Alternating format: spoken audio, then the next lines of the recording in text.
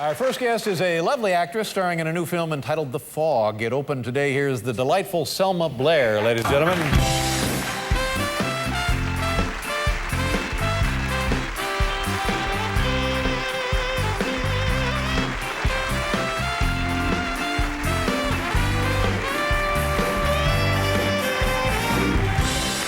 Welcome back to the show. Oh, thank you so much. How have you been? Well, no, that's a way to start off the show. No, I've been great. You I'm look a little. great, by the way. You look tremendous, as a matter of fact. Thank you so much. This is actually a blouse. I'm saving up for the other half, but this. Whoa. But this is, you know, why buy the whole thing? Exactly. But you couldn't look more fetching in this, by the way. Oh, thank you. Very beguiling. Thank you very much. I appreciate it. Thank you.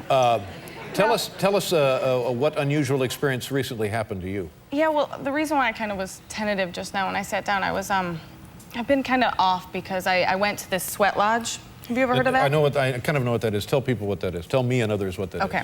A sweat lodge is this kind of spiritual Native American cleansing ritual. And I have this friend, next door neighbor, became my best friend. She's trying to, she's going to be a therapist, and she goes on these journeys. And this is the one she decided to go on this year, and took me along with her. Where did you go? We went up to Ojai in California, and basically it's the sweat lodge is a tent, a yurt, a lodge. Like a big teepee kind of thing? Yeah, but it's like 2 feet high, so you... Oh, 2 feet high. Yeah, so you're really crammed in there with a bunch of strangers, which is kind of gross. Now, yeah. But who runs this? What organization? It was run by a Native, Sacred Ways, I think it's called, and it was a lovely Native American man named Andrew. Funny enough. Andrew. Oh, it is the real deal.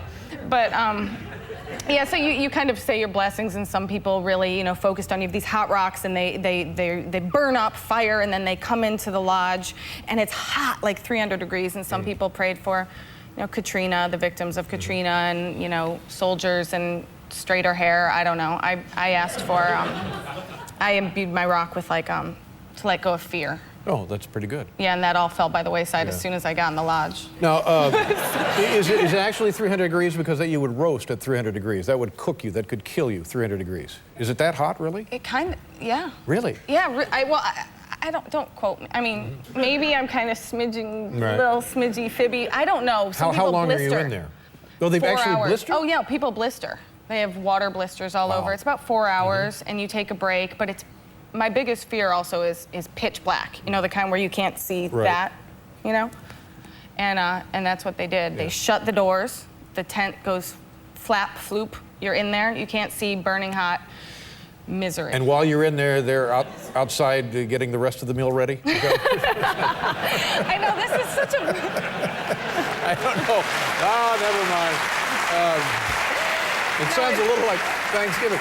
But as I understand it, the goal for early people was to, this would cause hallucination, is that correct? And through the hallucination, you would develop a divine connection. Am I right about that, or? You are, Dave. Yeah. Guess what? What? Nothing. Nothing happened. And how did you? It was so hot, though. Yeah. I mean, it was really a beautiful, somber, amazing experience for everyone else in that lodge. Yeah. And my friend, in between rounds where they bring in fresh hot rocks, they lift the, they do, and they're glowing. Gotta bring in fresh hot rocks. Are these rocks fresh? I want my money back. But can you see the appeal of it? Your other friends benefited from it, eh? Yeah, they really did. I can see the appeal. I think you have to be a little, further along the soul transcendence scale than I might be. Yeah. But it was amazing. What does something like that cost? Oh, no, it's just donations. Oh, donations, I see. Pay. Is that wrong? No, that's fine. That's just fine. We'll be right back here with Selma Blair. How you doing?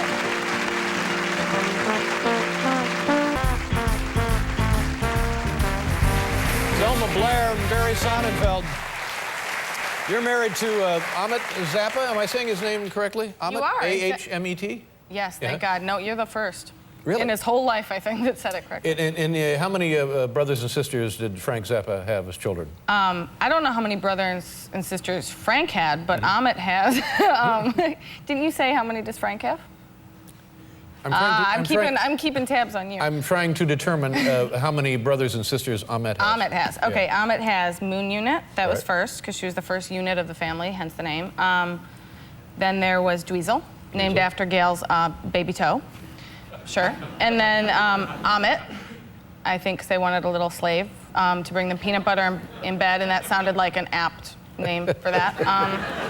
And then there's Diva. Diva. And Yeah. how do you fit into that group? It sounds like fun, right? Yeah, you know, I think people think they're a pretty quirky bunch, but they're really not so quirky next to me. I think they're, you know, they've never done drugs or, you know, been drinkers or anything that easily makes someone odd. Not that I do either, actually, but no, Amit's pretty. I mean, things follow us, you know, weird things. You know, we were. This isn't that weird, but I think it is. Okay.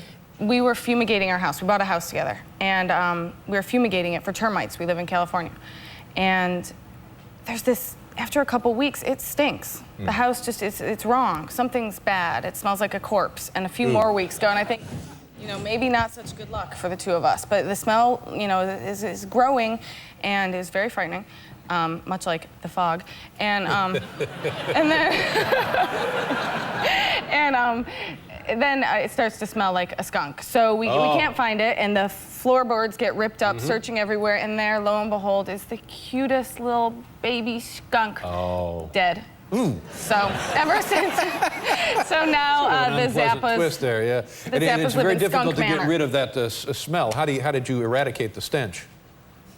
It's kind of there. Yeah. So the house is called Skunk Manor, and now Selma and Amit Zappa live in Skunk Manor, and so the legacy of weirdness continues. Well, good for you. But that's- Things could be worse. That's not as bad as it could get.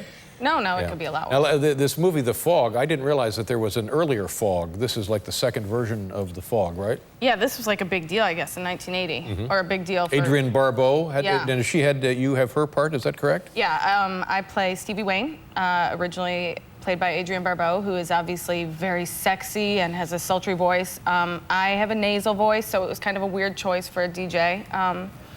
But thanks for the job. And so, yeah, the studio really wanted, it's a horror movie, they kind of wanted the sexy, you know, girl, and so they put these boobs in. Put them in where?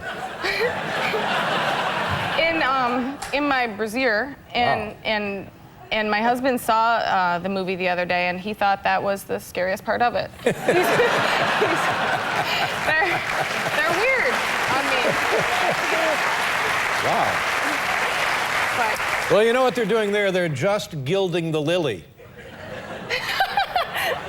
Let's show people the clip here, Oh, Selma. here we What go. are we going to see? I think that it probably has to do with fog. Yeah. I'm in a car. I'm going to If save my there's not son. fog in this clip, I'm personally calling the studio. It opened today. Let's take a look. Yep.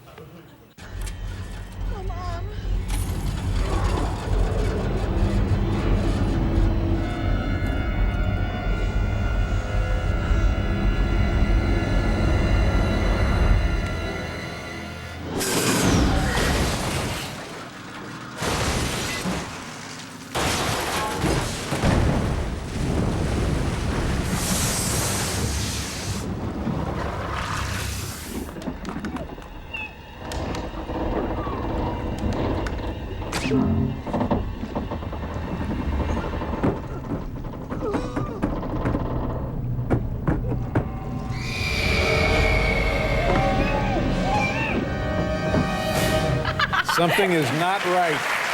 Something is definitely not right there. Well, it opened today. I'm sure it's an enormous success. Yeah. Always a pleasure to see you. I hope you come back soon. Thank you so very much. much. Selma Blair, ladies and gentlemen. We'll be right back with Barry Sonnenfeld, everybody.